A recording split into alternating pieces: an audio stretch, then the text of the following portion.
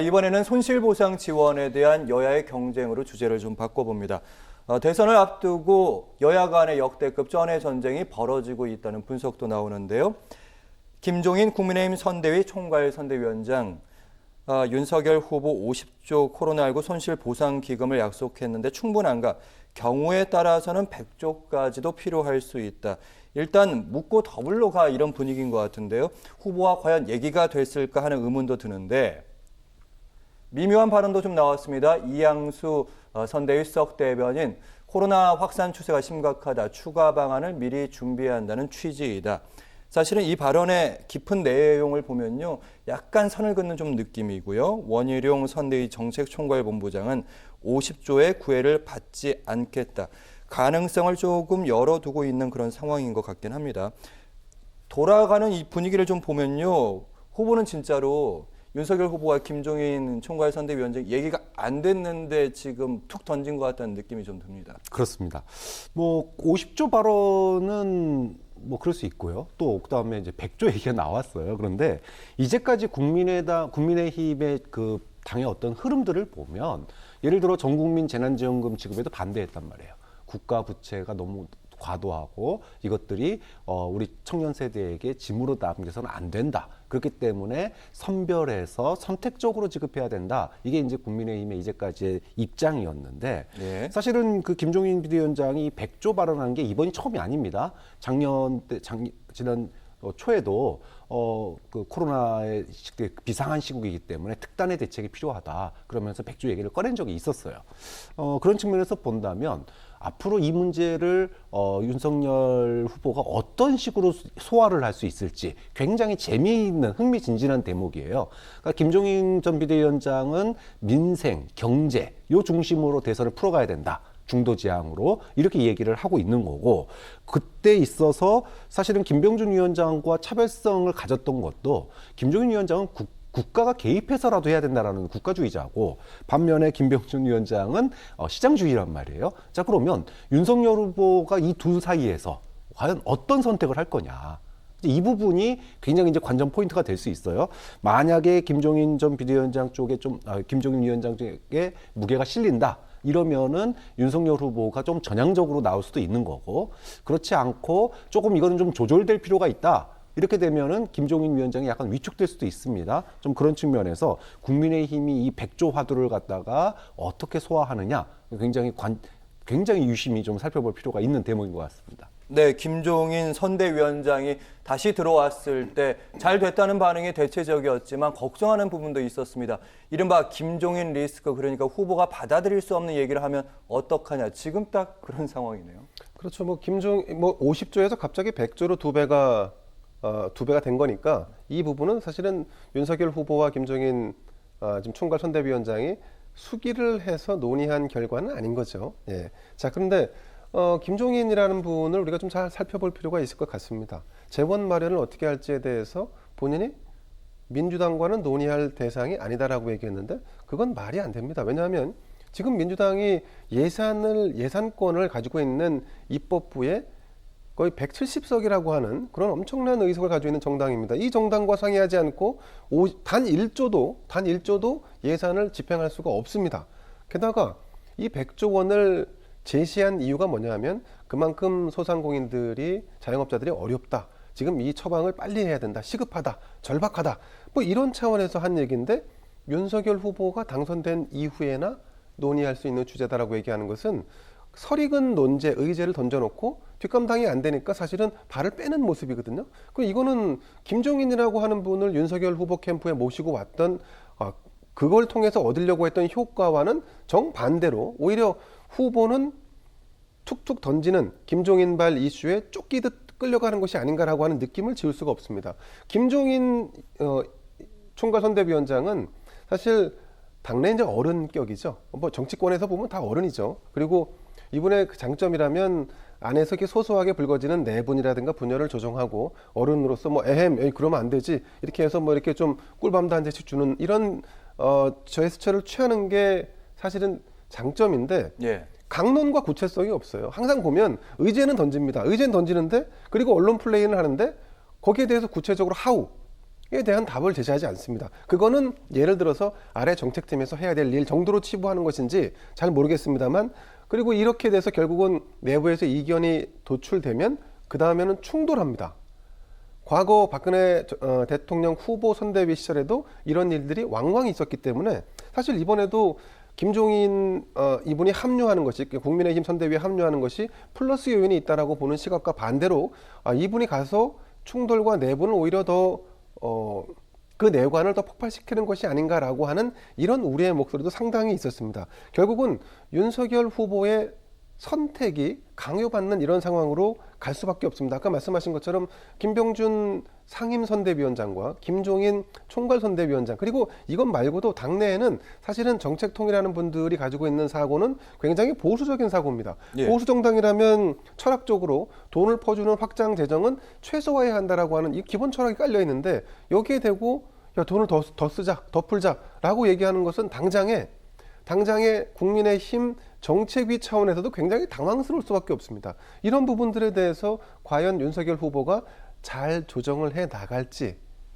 조금 우려스러운 대목입니다. 네, 일단 김종인 위원장의 백조 발언에서 반색을 한 건 민주당입니다. 여러 인사들의 발언이 계속 나왔었는데 이재명 후보 같은 경우는 당연히 뭐 환영한다 이런 입장이고, 송영길 당대표 사자회동하자 적극적으로 나오고 있습니다. 이재명 후보는 당장이라도 다시 한번 논의해보자 이런 얘기도 하고, 뭐 사자회동까지 하자고 하고, 이거 어떻게 보면 지금 당장 이슈도 키우고 앞으로도 계속 키우겠다 이런 의지인 것 같아요. 그렇죠. 민주당으로서는 이재명 후보가 캐치프레이즈를 사실상 바꾼 겁니다. 민생 대통령, 경제 대통령으로 어떻게 보면 캐치프레이즈가 바뀌었고, 그럼 민주당도 거기에 발맞춰서 뭔가를 해야 되는데, 울고 싶은데 뺨 떨어진 격으로 백조 발언을 딱 꺼내니까 이거 그냥 덥석 받아서 이거를 우리가 주도해 가겠다, 이런 네. 의도가 분명히 보이는 거죠. 근데 이제 문제는 이제 김종인 위원장이에요. 백조 발언 꺼내놓고 그거는 뭐 윤석열 대통령 됐을 때 얘기다, 이렇게 이제 한 발 물러섰습니다. 감당이 지금 안 되는 거 아니냐라고 하는 얘기가 나올 수밖에 없어요. 보시다시피 여당에게 판을 깔아주는 겁니다. 백조 얘기가 나오는 순간. 그러면은 국회의 다수 의석을 차지하고 있는 민주당이 이 백조에 어떻게 보면 키포인트를 가지고 있기 때문에 민주당이 여기서 이제 소위 말하면은 주도해 나갈 수 있는 그런 상황이 될 수도 있어요. 또 반대로 국민의힘 내부는 아까 말씀하셨던 것처럼 내부 갈등으로 비춰질 수 있습니다. 소위 말하면은 이 정책 혼선이 빚어질 수도 있어요. 자, 이렇기 때문에 김종인 비대위원장이 일단 백조의 화두를 던졌는데, 구체적으로 언제 또 어떤 방식으로 또 그다음에 얼마를, 이런 부분들에 대해서 지금 민주당이 얘기하는 것과 나는 결이 완전히 다르다라고 하는 거를 김종인 위원장이 이거를 해명 또는 정책으로 이거를 새롭게 내놓지 않는 이상은 국민의힘이 상당히 좀 살짝 공격에 빠질 수도 있겠다, 이런 생각도 듭니다. 근데 이게 지금 이제 이 예산을 마련하는 거는 결국은 국가 채무를 발행해서 빚을 내는 것밖에 방법이 없습니다. 이거를 여야가 공이 매우 잘 알고 있습니다. 왜냐하면 불과 며칠 전에 내년도 예산안, 슈퍼 추경 예산안 600조가 넘는 예산안을 이미 통과시켰습니다. 그러면 만약에 시급하고 손실보상이 무엇보다 중요하다라고 판단했으면 다른 예산을 깎아서라도 사실 본 예산에 포함시켰어야죠. 그런데 그거는 전혀 하지 않고, 왜? 돈이 없으니까요. 그런데 그건 숨기고 결국은 본 예산은 다 그대로 통과시킨 다음에 내년에 바로 그냥 1월 초나 2월에 추경을 50조나 되는, 혹은 뭐 100조까지 지금 얘기가 나오고 있는 거 아닙니까? 예. 이거는 국회의원들이 굉장히 무책임한 발상이에요. 국민적 지탄을 받아도 이거는 굉장히 크게 받아야 되는데, 사실은 이걸 가지고 자기 돈도 아니면서 50조 더하기 50조 뭐 이런 식으로 쩐의 전쟁을 벌이고 있다는 거, 이건 저는 적어도 윤석열 후보, 국민의힘의 윤석열 후보는 이 전쟁에 어떤 종지부를 찍고 더 이상 확전은 안 된다, 예. 이런 원칙을 좀 발언을 했으면 좋겠는데, 과연 여기에 대해서 얼마나 철학적인 이해를 가지고 있는지 잘 모르겠습니다. 네, 일단 말씀하신 것처럼 누구는 뭐 50조 얘기하고 있고요. 100조 얘기도 나오면서 선거 앞두고 표를 돈으로 사는 거 아니야, 이런 지적도 나오고 있습니다만은, 한편으로는 손실보상금 문제 충분치 않은 건 또 맞잖아요. 그렇죠. 그렇기 때문에 지금 이제 코로나로 인한 양극화가 굉장히 심화되어 있습니다. 자영업자들 한계 상황에 있죠. 또 코로나로 인해서 일자리가 줄어든 산업도 분명히 있습니다. 거기에 소속된 근로자들, 노동자들도 실직된 노동자들도 꽤 많습니다. 자, 그렇기 때문에 이 코로나 양극화에 대한 특단의 대책이 필요한 건 맞아요. 다만 그 재원, 그다음에 시기, 지급 방법, 액수 이런 부분들은 산업마다 이해관계가 다르고 또 국가의 부채 문제 여러 가지가 있기 때문에 지금까지 이게 논의가 잘 안 됐던 이유도 사실은 딱 거기서부터 일어나는 거 아닙니까? 악마는 디테일에 숨어 있다고. 자, 그러면 저는 여야가 이번에 머리를 좀 맞댔으면 좋겠어요. 시기는 언제 할 거냐? 뭐 김종인 위원장 말처럼 다음 대통령 때에서 할 건지 아니면은 지금 자영업자 급하니까 예. 뭐 20조든 30조든 조금 더 해서라도 이번 겨울에 할 건지 또는 금액은 뭐 50조를 할 건지 100조를 할 건지 또 방법은 예를 들어 우리가 그동안도 얘기했지만 나눠주기 식으로 100조를 한다 그러면은 자영업자들 뭐 몇 천만 원씩 이거 일반 국민들이 동의할 수 없습니다. 자영업자 한 사람당 5천만 원, 1억씩 주면은 그걸 누가 동의를 합니까? 자, 그러면 이것이 소위 말해서 선순환 구조를 가져야 되는데 그럼 선순환 구조를 가지기 위해서는 어떤 고민점이 더 돼야 되는지 이런 부분들이 여야가 머리를 맞대서 합의안을 내놓는다면 그 금액이 50조든 뭐 80조든 100조든 어느 정도 국민 여론이 좀 동의할 거라고 봐요. 그런데 어느 한쪽이 일방적으로 밀어붙이기도 어렵고 또 약속은 해야 되고 자, 이러다 보니까 쓸 때는 많은데 양쪽의 머리를 맞대는 게 그래서 따로따로 공약으로 이거를 내는 게 문제가 아니라 지금은 여야가 합의안을 도출할 때다. 머리를 맞대고 세부적인 안을 국민들한테 제시하는 게 저는 중요하다고 봅니다. 네. 그러면서 나오는 얘기는 늘 재정 건전성에 대한 얘기가 복지 정책에서 특히 뭐 사실 손실 보상 문제는 보상의 문제이긴 한데요. 그런 예산 문제, 건전성 나오는데 다른 나라에서는 확장적 재정도 많이 했는데 우리 입장에서는 확실히 보수적인 건 맞는 것 같습니다. 자, 그러니까 국가 부채는 늘어날 수도 있고 또 때때로 부채를 줄이는 정책도 필요한 거죠. 그러니까 그런 것들이 사이클을 이뤄가면 결국은 건전한 재정 구조를 만들 수 있는 거죠. 그런데 현 정부에서 사실 부채가 400조 원 가까이 늘었다는 것은 굉장히 큰 상승입니다. 코로나라고 하는 특수한 상황을 아무리 감안한다 할지라도 국가 부채가 비정상적으로 크게 늘은 것은 분명한 사실입니다. 게다가 이미 우리가 5차례나 재난지원금을 지급을 했습니다.